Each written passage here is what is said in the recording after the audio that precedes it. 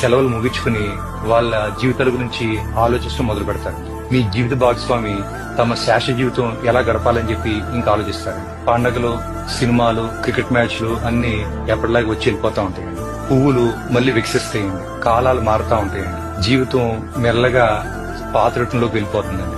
ఈ ప్రపంచం మిమ్మల్ని ఆశ్చర్యకరమైన వేగంతో మర్చిపోద్దండి. 1 సంవత్సరం తర్వాత ఎవరో ఒకరు మీరు లేని ఆనవాళ్ళని ఒక ఫోటోలో చూసి క్షణకాలం ఆగిపోతారండి. కొన్నేళ్ళ తర్వాత మీకు బాగా దగ్గర ఉన్న వాళ్ళు కూడా మిమ్మల్ని తక్కువగా గుర్తు పెట్టుకుంటారండి. ఆఖరికి మీ పేరు ఎవరో పలకిన రోజు కూడా వస్తుందండి. మీరు ఎంతమంది కోసం మీ జీవితం త్యాగం చేశారో, ఎన్ని రాత్రులు కష్టపడ్డారో, ఎన్ని రాత్రులు బాధపడ్డారో, ఎంతమంది కోసం మీరు బతకడం మానేశారో అదంతా కూడా వారికి తాత్కాలికమేనండి. ఇప్పుడు నేను మీకు వేస్తున్న ప్రశ్న ఏంటంటే, ప్రపంచం మిమ్మల్ని మర్చిపోవడానికి వేచి ఉంది. మీరు ఎవరి కోసం పరిగెడుతున్నారు?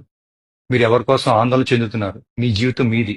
దాన్ని ఇతరుల అభిప్రాయాల కోసం